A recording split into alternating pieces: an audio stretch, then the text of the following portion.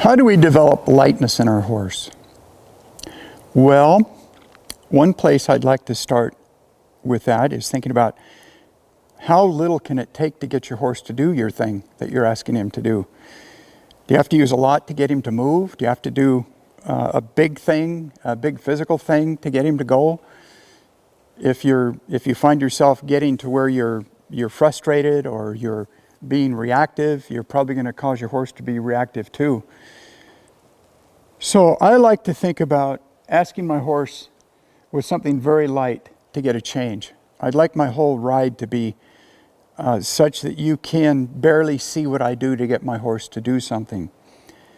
So I ask, initially I use a thought of what it is I'd like my horse to do. Very important to have a picture in your mind of what you want before you ask. And then I'm going to ask with something so minute, so small, that I might have to follow through with something else. But I always ask with the amount that I really like it to take one day. And even challenge myself to ask with less than that and see if I can get something done with even less.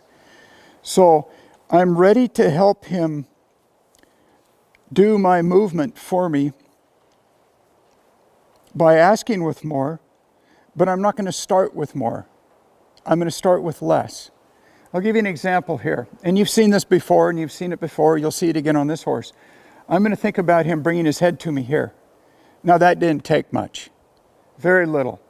I'm going to ask him to reach up and step off to the left with his left front foot. There. You didn't see me pulling or pushing to get that. I was opening. I had a suggestion. I had a thought of what I wanted him to do. Now I'd like him to take a step off to his right. That's fine right there. Now I'm thinking about him backing up. My energy is preparing for him to back. And I was in a position to follow through. My hands, my feet, my mind, my idea was in a position to follow through if he needed that help. So that had meaning to him.